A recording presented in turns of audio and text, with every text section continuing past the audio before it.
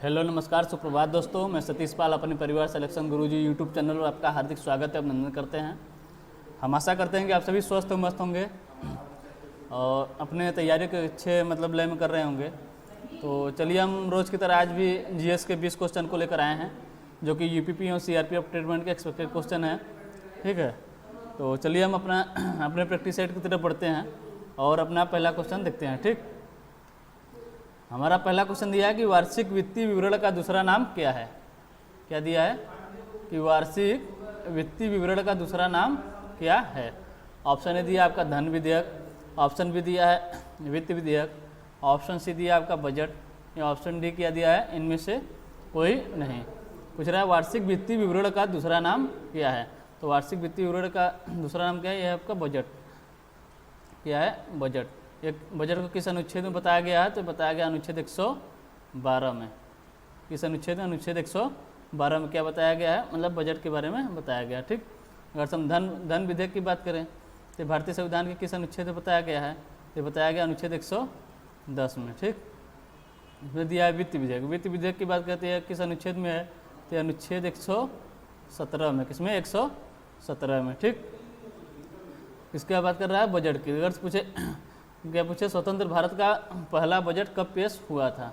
किसकी बात कर रहा है, स्वतंत्र भारत का पहला बजट कब पेश हुआ था, तो हुआ था आपका 26 नवंबर 1947 को। 26 नवंबर 1947 को पेश हुआ था। किसके द्वारा, षणमुख शेट्टी के द्वारा।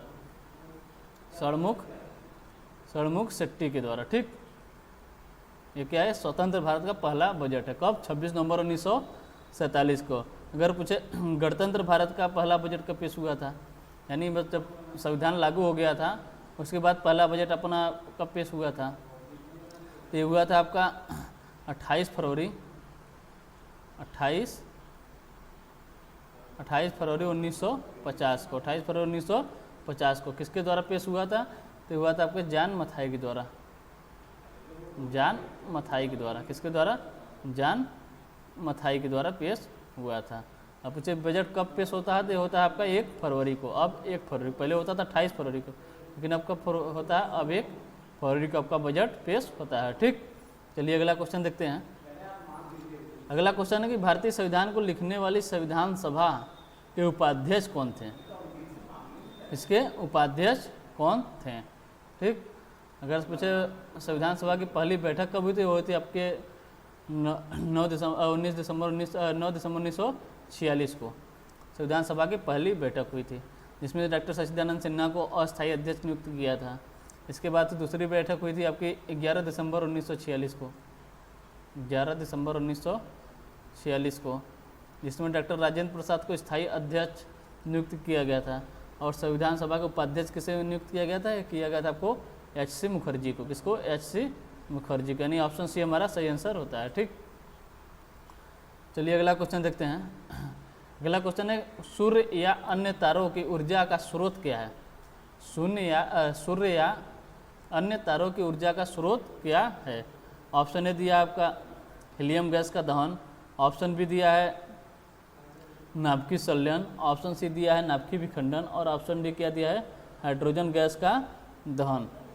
जिसकी बात कर रहा है सूर्य या अन्य तारों की ऊर्जा का स्रोत क्या है, क्या नाभिकीय संलयन है, या हीलियम गैस का दहन, या नाभिकीय विखंडन, या हाइड्रोजन गैस का दहन। तो क्या है ऊर्जा, सूर्य या तारों का अन्य स्रोत का ऊर्जा का स्रोत क्या है, तो ये आपके नाभिकीय संलयन। ऑप्शन बी हमारा सही आंसर होता है। ठीक, चलिए अगला क्वेश्चन देखते हैं।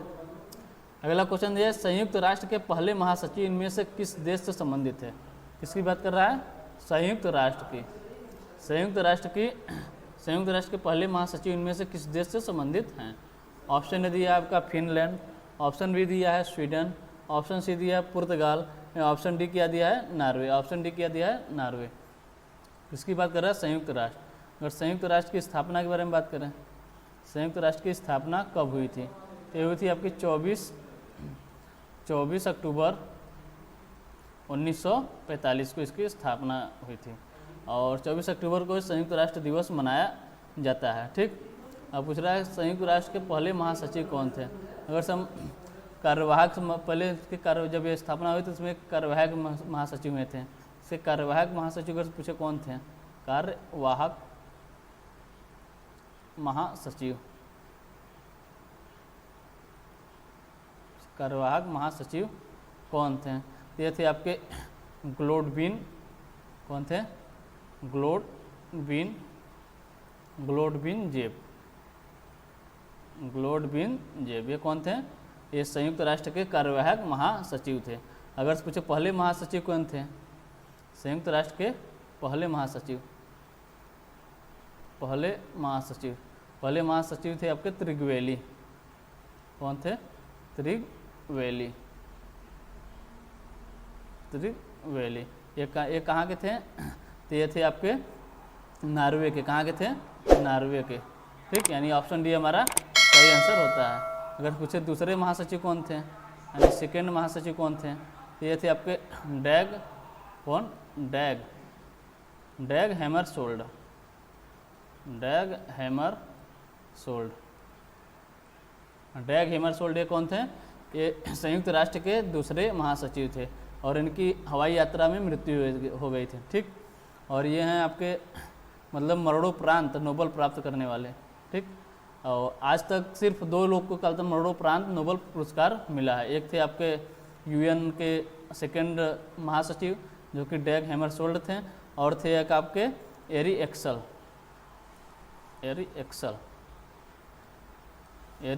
ये 2 लोगों को मरणोपरांत नोबेल आज तक मिला है। ठीक, चलिए अगला क्वेश्चन देखते हैं। अगला क्वेश्चन दिया है कि निम्नलिखित में से कौन सा दर्रा सिक्किम को चीन से जोड़ता है?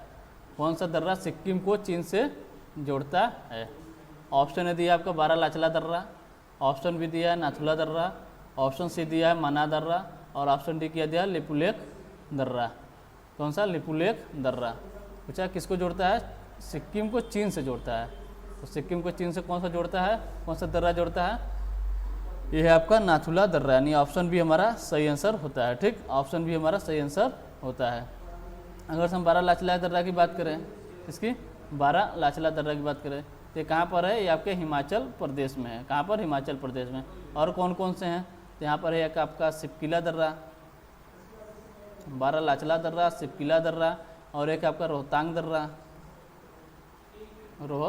दर्रा। ये सब कहाँ है? ये आपके हिमाचल प्रदेश में है। ठीक, और नाथुला दर्रा कहाँ है? तो ये आपके सिक्किम को, क्योंकि सिक्किम को चीन से जोड़ता है। कहाँ पर है ये? सिक्किम में।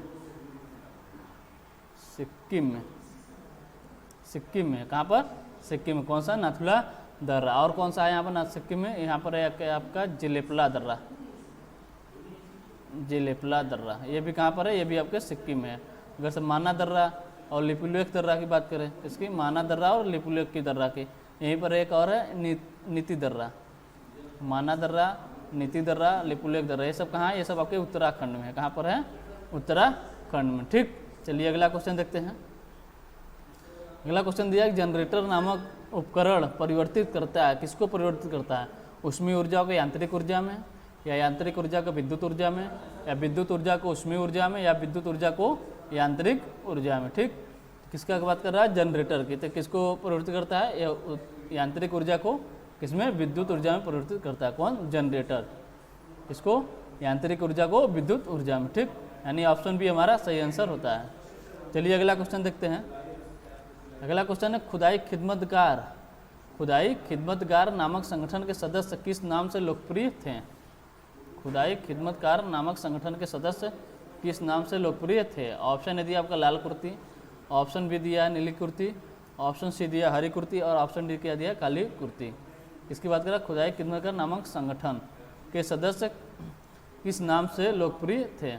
अगर पूछे ये संगठन चला कब था, तो ये चला था आपका 1929 में।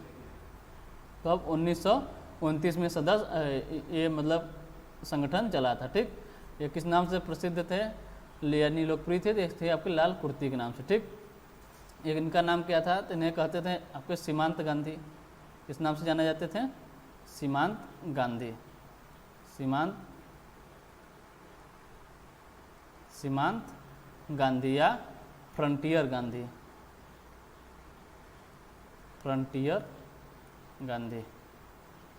और पूछे अगर से इनका नाम तो क्या था? इनका नाम था आपका खान अब्दुल गफ्फार खान। इनका नाम था आपका खान अब्दुल गफ्फार खान, खान अब्दुल गफ्फार खान, ठीक। और भारत रत्न प्राप्त करता है पहले विदेशी थे, कौन? खान अब्दुल गफ्फार खान। अगर पूछे इन्हें भारत रत्न कब मिला था, इन्हें भारत रत्न मिला था 1987 में। कब मिला था? 1987 में। भारत रत्न प्राप्त करता पहले विदेशी भारत रत्न प्राप्त करता थे, कौन? खान अब्दुल गफ्फार खान, ठीक। चलिए अगला क्वेश्चन देखते हैं। अगला क्वेश्चन दिया कि छत्तीसगढ़ में स्थित हसदेव घाटी, छत्तीसगढ़ में स्थित हसदेव घाटी की खदानों के लिए प्रसिद्ध है, मतलब किस खदानों के लिए प्रसिद्ध है? कौन सी घाटी है? हसदेव घाटी। ऑप्शन ए दिया आपका चांदी के लिए, ऑप्शन बी दिया है सोना के लिए, ऑप्शन सी दिया है कोयला के लिए, और ऑप्शन डी क्या दिया है? सिलिकॉन के लिए। तो हसदेव घाटी किसके लिए प्रसिद्ध है? तो ये प्रसिद्ध है आपके छत्तीसगढ़ में है, जो कि कोयला के लिए प्रसिद्ध है, यानी ऑप्शन सी हमारा सही आंसर होता है, ठीक। चलिए अगला क्वेश्चन देखते हैं। अगला क्वेश्चन है उस महान व्यक्ति का नाम बताया जिसने भारत में बीजगणित के क्षेत्र में महत्वपूर्ण योगदान दिया। इसकी बात कर रहा है, उस महान व्यक्ति के नाम बताएं जिसने भारत में बीजगणित के क्षेत्र में महत्वपूर्ण योगदान दिया। ऑप्शन ए दिया आपका चरक, ऑप्शन बी दिया ब्रह्मगुप्त, ऑप्शन सी दिया आर्यभट्ट, और ऑप्शन डी दिया वराहमिहिर। इसकी बात है बीजगणित के क्षेत्र में महत्वपूर्ण योगदान दिया, तो किसने दिया था? ये देती है आपके आर्यभट्ट, यानी ऑप्शन सी हमारा सही आंसर होता है, ठीक। चलिए अगला क्वेश्चन देखते हैं। अगला क्वेश्चन दिया कि परिचकली इनमें से किस प्रदेश का लोकप्रिय नृत्य है? परिचकली इनमें से किस प्रदेश का लोकप्रिय लोक नृत्य है? ऑप्शन ए दिया आपका लक्षद्वीप, ऑप्शन बी दिया है आपका तमिलनाडु, ऑप्शन सी दिया है आंध्र प्रदेश, और ऑप्शन डी क्या दिया है? कर्नाटक। इसकी बात है परिचकली किस प्रदेश का लोक नृत्य है? तो ये आपके लक्षद्वीप का। कहाँ का? लक्षद्वीप का। एक और है यहाँ का, कौन सा? अट्टम। अट्टम भी यहाँ के है लोक नृत्य है, अट्टम, ठीक। अगर तमिलनाडु की बात करें तो यहाँ का है आपका कोलट्टम, कोलट्टम। ये कहाँ का है? ये आपके तमिलनाडु का लोक नृत्य है, कोलट्टम। कौन सा? कोलट्टम। और कौन सा है? यहाँ पर एक और है कुंभी। कोलट्टम और कुंभी कहाँ का है? ये आपके तमिलनाडु का लोक नृत्य है, ठीक। अगर आंध्र प्रदेश की बात करें, आंध्र प्रदेश का कौन सा लोक नृत्य है? यहाँ पर आपका एक है कुचिपुड़ी, कुचिपुड़ी कहाँ का है? ये आपके आंध्र प्रदेश का कुचिपुड़ी। और कौन सा है? डांडरिया। अगर पूछे डांडिया कहाँ का है तो ये आपका गुजरात का, लेकिन डांडरिया पूछे कहाँ का है? ये आपके आंध्र प्रदेश का, ठीक। ऑप्शन डी दिया था आपका कर्नाटक। कर्नाटक का लोक नृत्य कौन कौन सा है? तो यहाँ पर है आपका एक यक्षगान, यक्षगान, यक्षगान।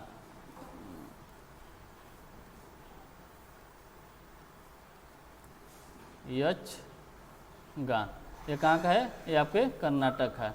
एक है आपके गुल्लू गुनिया। कौन सा है? गुल्लू गुनिया, गुल्लू गुनिया, गुल्लू गुनिया और यक्षगान, ये सब कहाँ के हैं? ये सब कर्नाटक के लोक नृत्य हैं, ठीक। ऑप्शन ने दिया था लक्षद्वीप, जो यहाँ का क्या है? परिचकली और अट्टम। परिचकली और अट्टम कहाँ के हैं? ये हैं आपके लक्षद्वीप के। तमिलनाडु की बात करें तो यहाँ का है कोलट्टम और कुंभी। आंध्र प्रदेश में कुचिपुड़ी और डंडरिया। कर्नाटक में यक्षगान और गुल्लू गुनिया, ठीक। चलिए अगला क्वेश्चन देखते हैं।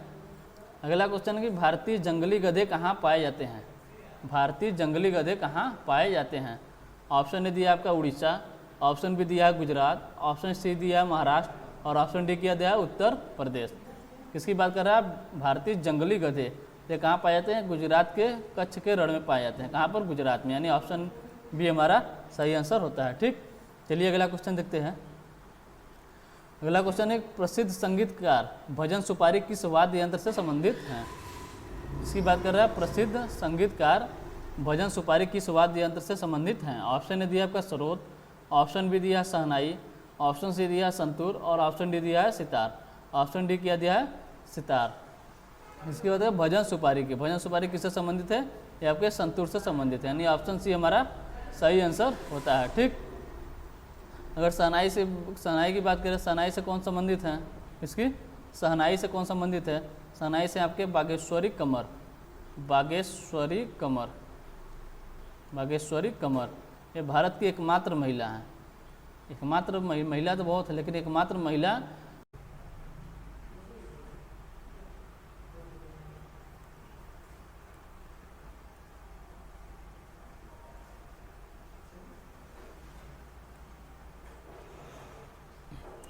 चलिए अगला क्वेश्चन देखते हैं। अगला क्वेश्चन दिया कि विक्टोरिया जलप्रपात किस नदी पर है। विक्टोरिया जलप्रपात किस नदी पर है। ऑप्शन ए दिया आपका नाइजर नदी, ऑप्शन बी दिया कांगो नदी, ऑप्शन सी दिया जाम्बेजी नदी और ऑप्शन डी क्या दिया ऑरेंज नदी। इसकी बात कर रहा है विक्टोरिया जलप्रपात। तो ये कहाँ पर है, अफ्रीका महाद्वीप में है। किस नदी पर है, तो ये आपकी जाम्बेजी नदी पर, यानी ऑप्शन सी हमारा सही आंसर होता है। किस नदी पर है, जाम्बेजी नदी पर। अगर से हम नाइजर नदी की बात करें तो नाइजर नदी अफ्रीका महाद्वीप की नील नदी एवं कांगो नदी, नील नदी और कांगो नदी के बाद अफ्रीका महाद्वीप की तीसरी सबसे बड़ी नदी है, तीसरी बड़ी नदी है। ठीक, तीसरी बड़ी नदी अफ्रीका महाद्वीप कौन सी है, नाइजर नदी। और कांगो नदी की बात करें तो इसकी विशेष मतलब इसकी खास बात क्या है कि ये भूमध्य रेखा को 2 बार काटती है। इसको भूमध्य रेखा को 2 बार काटती है, भूमध्य रेखा को 2 बार काटती है। कौन सी नदी, कांगो नदी 2 बार काटती है। ठीक, और ऑरेंज नदी की बात करें तो दक्षिण अफ्रीका की, दक्षिण अफ्रीका जो कि एक अफ्रीका महाद्वीप का देश है, दक्षिण अफ्रीका की सबसे बड़ी नदी है, सबसे बड़ी नदी है, दक्षिण अफ्रीका की सबसे बड़ी नदी है। ठीक, चलिए अगला क्वेश्चन देखते हैं। अगला क्वेश्चन है रबड़ के वल्कनीकरण के लिए उसमें मिलाया जाता है।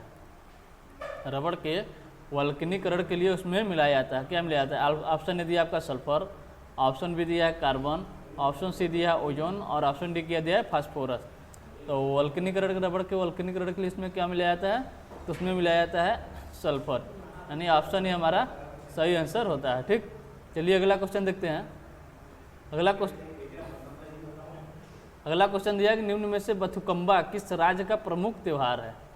निम्न में से बथुकम्मा किस राज्य का प्रमुख त्यौहार है। ऑप्शन ए दिया आपका तेलंगाना, ऑप्शन बी दिया है त्रिपुरा, ऑप्शन सी दिया है तमिलनाडु, ऑप्शन सी दिया है तमिलनाडु और ऑप्शन डी आप बना लिया पश्चिम बंगाल,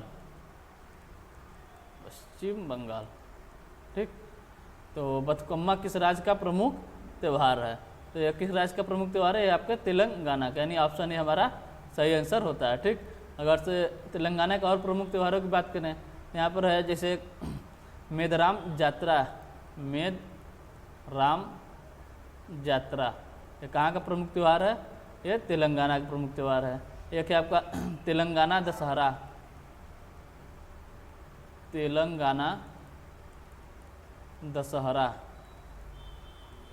तेलंगाना दशहरा और मेदराम जात्रा, ये कहाँ का है, ये सब तेलंगाना के हैं। ठीक, और अगर हम त्रिपुरा की बात करें, त्रिपुरा के प्रमुख त्यौहार एक है आपका यहाँ पर खर्ची पूजा, खर्ची पूजा, खर्ची पूजा कहाँ का है, त्रिपुरा का है। और एक है यहाँ पर संतरा उत्सव, संतरा उत्सव, खर्ची पूजा, संतरा उत्सव। एक है आपका होजगिरी, होजगिरी उत्सव, ये सब कहाँ के हैं, ये हैं आपके त्रिपुरा के। और तमिलनाडु की बात करें, तमिलनाडु में है पोंगल, पोंगल पूछे कहाँ के प्रमुख त्यौहार है, तो यह है तमिलनाडु का पोंगल है। एक है आपका जल्लीकट्टू, जल्लीकट्टू, पोंगल, जल्लीकट्टू और थाईपुसम, थाईपुसम, ये सब कहाँ के हैं, ये आपके तमिलनाडु के। कौन कौन से, पोंगल, जल्लीकट्टू और थाईपुसम। पोंगल की बात करें, अगर पोंगल तमिलनाडु के है, अब पूछे अगर से अटुकल पोंगल कहाँ का है, तो ये होगा आपका केरल का। कहाँ का, केरल का। पोंगल तमिलनाडु का और अटुकल पोंगल केरल का। और एक है आपका ओणम, ओणम भी कहाँ का है, ये भी केरल का है। ठीक, अगर हम पश्चिम बंगाल की बात करें, यहाँ का प्रमुख मिला लगता है दुर्गा पूजा, दुर्गा पूजा, ये कहाँ का है, पश्चिम बंगाल का है। एक है आपका गंगा सागर उत्सव, गंगा सागर उत्सव, ये कहाँ का, ये भी आपके पश्चिम बंगाल का। ठीक, चलिए अगला क्वेश्चन देखते हैं। अगला क्वेश्चन है विंबलडन टेनिस टूर्नामेंट किस देश में आयोजित किया जाता है। विंबलडन टेनिस टूर्नामेंट किस देश में आयोजित किया जाता है। ठीक, ऑप्शन ने दिया आपका संयुक्त राज्य अमेरिका, ऑप्शन बी दिया ऑस्ट्रेलिया, ऑप्शन सी दिया इंग्लैंड और ऑप्शन डी क्या दिया है फ्रांस। ये क्या है, टेनिस के कि क्या है, ग्रैंड स्लैम है। टेनिस के 4 प्रमुख ग्रैंड स्लैम हैं। कौन कौन से हैं, इन्हें याद करने के लिए एक तरीके से लिख लीजिए आप, अफवाह। अफवाह, कई लोग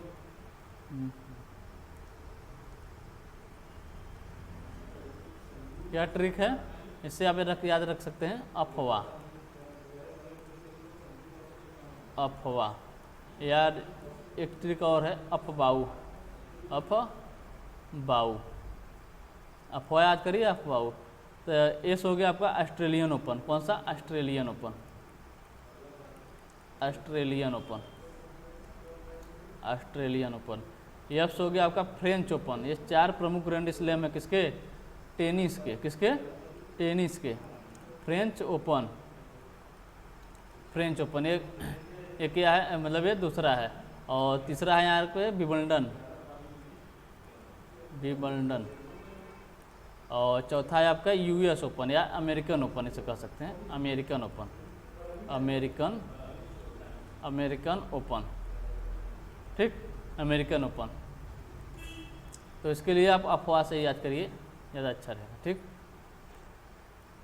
अगर से ऑस्ट्रेलियन ओपन की बात करें तो ऑस्ट्रेलियन ओपन कहाँ का है, मतलब कहाँ पर होता है, तो ये होता है ऑस्ट्रेलिया में आपके। और फ्रेंच ओपन कहाँ होता है, ये फ्रांस में होता है। विंबलडन की बात करें तो ये कहाँ होता है, ये आपके इंग्लैंड में होता है, यानी ऑप्शन सी हमारा सही आंसर होता है। और अमेरिकन ओपन कहाँ होता है, ये अमेरिका में होता है, ठीक। अगर पूछे फ्रेंच ओपन मतलब किस पर खेला जाता है, तो खेला जाता है लाल मिट्टी पर। लाल मिट्टी पर कौन सा खेला जाता है, एक फ्रेंच ओपन। और विंबलडन की बात करें तो एक हरी घास पे खेली जाती है, हरी घास पर, ठीक। और ऑस्ट्रेलियन ओपन और अमेरिकन ओपन की बात करें तो यहाँ पर होता है हार्ड मिट्टी पर खेले जाते हैं। कौन कौन से, ऑस्ट्रेलियन ओपन और अमेरिकन ओपन। और फ्रेंच ओपन की बात करें तो लाल मिट्टी पर, और विंबलडन हरी घास पर खेली जाती है, ठीक। तो पूछा था विंबलडन टेनिस टूर्नामेंट किस देश में आयोजित किया जाता है, तो कहाँ पर होता है, ये आपके इंग्लैंड में होता है, ठीक। चलिए अगला क्वेश्चन देखते हैं। अगला क्वेश्चन दिया है, सामान्यतः प्रयोग किए जाने वाला मसाला लौंग। कौन सा, लौंग प्राप्त होता है किससे, लौंग प्राप्त होता है किससे, फल से या तना से या जड़ से या पुष्प कली से। इसकी बात करें लौंग, लौंग किससे प्राप्त होता है, प्राप्त होता है आपके पुष्प कली से, यानी ऑप्शन डी हमारा सही आंसर होता है, ठीक। चलिए अगला क्वेश्चन देखते हैं।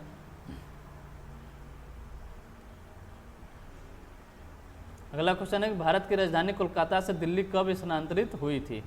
भारत की राजधानी कोलकाता से दिल्ली कब स्थानांतरित हुई थी।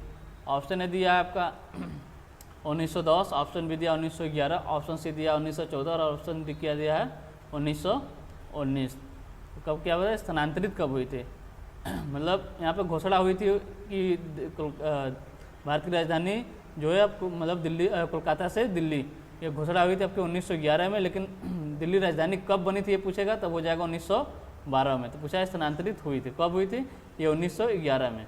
और पूछेगा अगर से कब बनी थी, तो बनी थी आपके 1912 में, ठीक। चलिए अगला क्वेश्चन देखते हैं। अगला क्वेश्चन है, निम्न में से हरिप्रसाद चौरसिया का संबंध किस वाद्य यंत्र से है।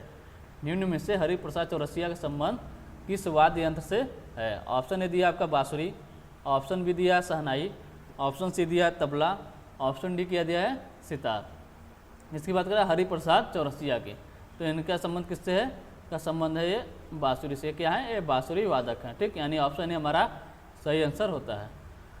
और पूछा और बांसुरी से किसका संबंध है, तो यहाँ पर है कि आपके पन्ना लाल घोष, पन्ना लाल घोष, ये भी किससे संबंधित है, ये भी यहाँ आपके बांसुरी से संबंधित हैं। पन्ना लाल घोष हैं। एक है आपके राजेंद्र कुलकर्णी, राजेंद्र कुलकर्णी, ये भी किससे संबंधित है, ये भी बांसुरी से संबंधित है। एक है आपके राजेंद्र प्रसन्ना,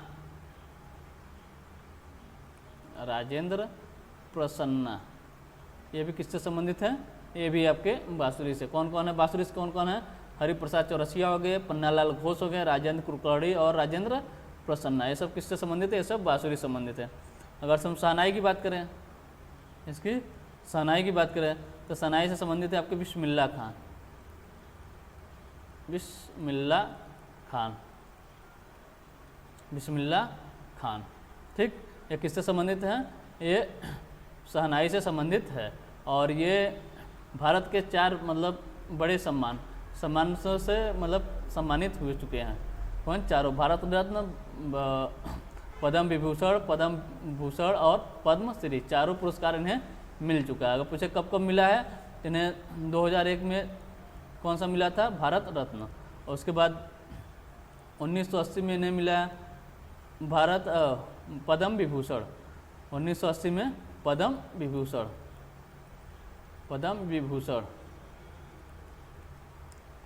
से कब सम्मानित हुए थे? ये हुए थे 1980 में। और भारत रत्न कब मिला था? इन्हें 2001 में। और 2001 में पूछा और किसको मिला था? मिला था लता मंगेशकर को भारत रत्न। और पूछे अगर से पद्म विभूषण मिला 1980 में। और पद्म भूषण कब मिला? पद्म भूषण इन्हें मिला था 1968 में। 1968 में कौन सा? पद्म भूषण इन्हें मिला था 1968 में। 1968 में पद्म भूषण। और 1961 में इन्हें मिला था पद्मश्री। ठीक। और एक प्रमुख बात है कि 15 अगस्त 1947 को इन्होंने लाल किले पर शहनाई बजाई थी। कब? 15 अगस्त 1947 को। किससे? और बिस्मिल्लाह खान, किसने? बिस्मिल्लाह खान ने शहनाई बजाई थी। कहाँ पर? लाल किला पर। ठीक। अगर हम तबला की बात करें, तबला से संबंधित कौन कौन है? तो तबला से आपके अल्लाह रखा खां। कौन है? अल्लाह रखा खां का संबंध किससे है? तबला से। एक है आपके जाकिर हुसैन, ये भी किससे हैं? तबला से। ठीक। कौन है? जाकिर हुसैन। एक है आपके किशन महाराज।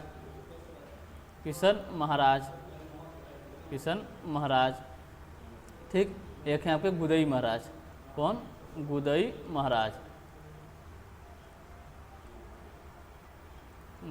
महाराज। ये भी किससे संबंधित है? ये भी तबला संबंधित है। अगर हम सितार की बात करें, इससे सितार से कौन संबंधित है? सितार से हैं पंडित रविशंकर। कौन है? पंडित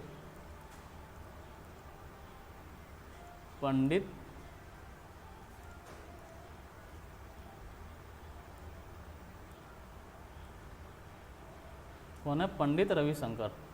पूछे पंडित रविशंकर का संबंध किससे है? तो ये आपके सितार से। सितार वादक कौन है? पंडित रविशंकर। इन्हें भी मतलब भारत के 3 मतलब सर्वोच्च 3 प्रमुख मतलब सम्मान पुरस्कार से मिल चुका है। ठीक। कौन कौन से? एक आपके भारत रत्न,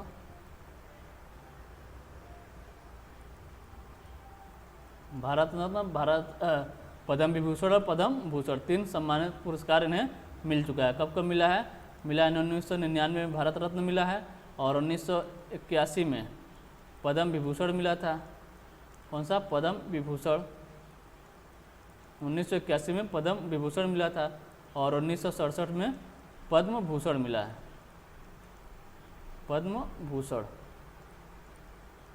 ठीक। चलिए फिर से एक बार देख लेते हैं। पूछा था हरीश प्रसाद चौरसिया का संबंध किस वाद्य यंत्र से है? ऑप्शन ने दिया था आपका बांसुरी, शहनाई, तबला और सितार। तो हरीश प्रसाद चौरसिया का संबंध किससे है? ये आपके बांसुरी से। और बांसुरी से और कौन कौन संबंधित हैं? तो यहाँ आपके पन्नालाल घोष, राजेंद्र कुलकर्णी और राजेंद्र प्रसन्ना, ये किससे संबंधित है? ये सब बांसुरी से। और शहनाई की बात करें, शहनाई से संबंधित है बिस्मिल्लाह खां। एक है आपके बागेश्वरी कमर, जो कि भारत की पहली महिला मतलब शहनाई वादक है। कौन? बागेश्वरी कमर। ठीक। उन्हें भी नोट कर लीजिएगा, बागेश्वरी कमर। ठीक। और बिस्मिल्लाह खां की बात करते हैं, भारत के 4 सर्वोच्च सम्मान पुरस्कार से सम्मानित हो चुके हैं। कौन कौन से? 2001 में इन्हें भारत रत्न मिला, 1980 में पद्म विभूषण, और 1968 में पद्म भूषण, और 1968 में पद्म भूषण, 1961 में पद्म श्री से इन्हें सम्मानित किया गया था। ठीक। और इसके बाद आगे आपके तबला से संबंधित कौन कौन है? यहाँ पर आपके अल्लाह रखा खां, जाकिर हुसैन। कौन? जाकिर हुसैन, किशन महाराज और गुदई महाराज। ये किससे संबंधित है? ये संबंधित है आपके तबला से। और सितार की बात करें, सितार से कौन संबंधित है? पंडित रविशंकर हैं। ठीक। पंडित रविशंकर। इन्हें पूछा गया भारत रत्न कब मिला? तो 1999 में। 1981 में पद्म विभूषण मिला, 1967 में पद्म भूषण मिला था। ठीक। चलिए अगला क्वेश्चन देखते हैं। अगला क्वेश्चन है शास्त्रीय संगीत का कहाँ से लिया है, यानी शास्त्रीय संगीत का संबंध किस वेद से है? ऋग्वेद, यजुर्वेद, सामवेद या अथर्ववेद? तो शास्त्रीय संगीत की बात करें तो किस वेद से है? तो यह सामवेद। सामवेद को संगीत का जनक माना जाता है। ठीक, यानी ऑप्शन सी हमारा सही आंसर होता है। तो चलिए आज के लिए बस इतना ही, हम मिलते हैं आपसे अगले प्रैक्टिस सेट में। ठीक, अगर सेशन आपको अच्छा लग रहा है तो लाइक एवं सब्सक्राइब जरूर करें और शेयर करना ना भूलें। ठीक, तब तक लिए आज के लिए बस इतना ही। तब तक लिए आपको टेक केयर, बाय बाय, जय हिंद, जय भारत।